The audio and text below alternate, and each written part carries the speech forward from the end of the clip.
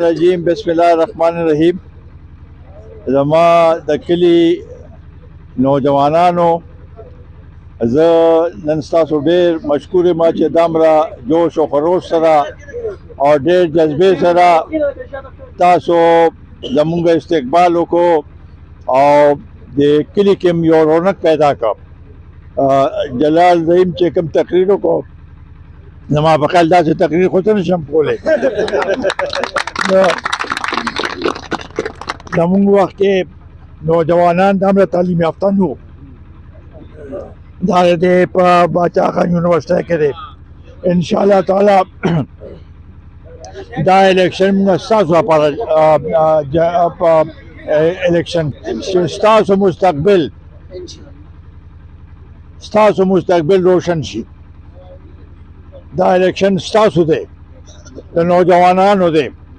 مونږ خپل وخت تیر کړی دی او مونږ به دا هر څه تاسو ته پرېږدو په یو پلیټ کې چې یاره تاسو دا مخکې بوځئ. دا زمونږ رهبر حیات محمد خان شیرپو شهید د قوم دپاره او د ملک دپاره او د کلي دپاره قرباني ورکړې. په ځوانۍ کې هغه قرباني ورکړې.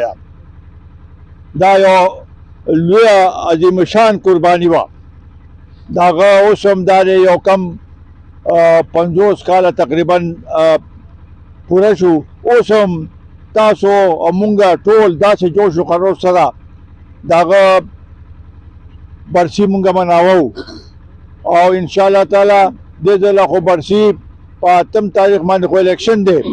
زمونږ جذبه وه په هغه ته به خراج تحسین په دې طریقې سره پیش کوو چې مونږ لاړ شو او الیکشن کې د هغه پارټۍ او د هغه خدمات او د هغې نظریه او د هغې سوچ ته مونږ ووټ ورکړو، هغه کامیاب کړو.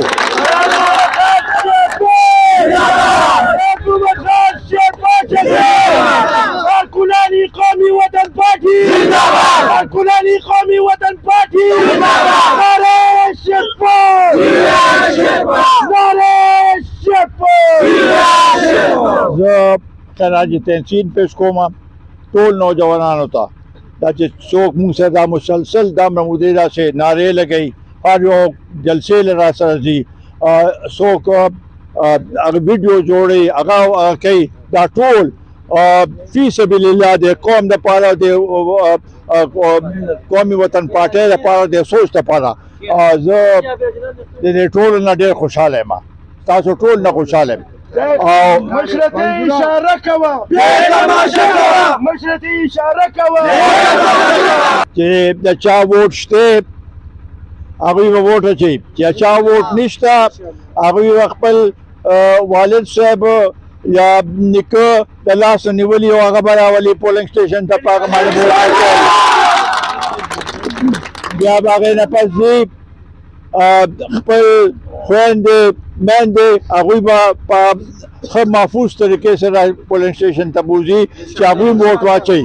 دا زموږ ټولو شریک هغه دی زموږ چې دې کلي نه شیرپو نه او زم هوارو نه چې کوم 38,000 ووټ دی دې کې چې مونږ زیات ووټ واخلو نو کامیابي ستاسو ده انشاءالله تعالی.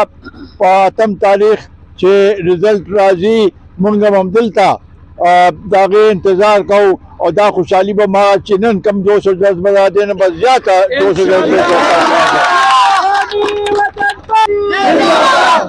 زه به سره هلته په پولنګ سټیشن کې ولاړ یم انشاءالله تعالی تاسو له حوصله ورکولو لپاره او ستاسو د سهولت لپاره.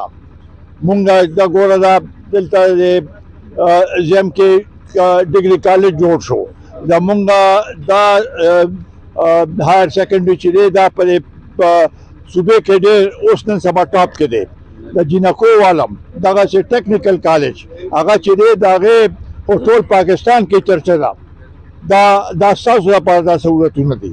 او آخري خبره چې تاسو به کور په کور مشران هم ګرځي، تاسو خپل ټیم جوړ کړئ، تاسو هم په کور په کور ګرځئ ان شاء الله. او هر یو چې یو ووټ هم رانه ضایع نه شي انشاءالله تعالی ستاسو هغه راسره دا ما تاسو ته وایي دا الیکشن موږ ستاسو لپاره کوو د نوجوانانو لپاره کوو د قوم نوجوانانو لپاره کوو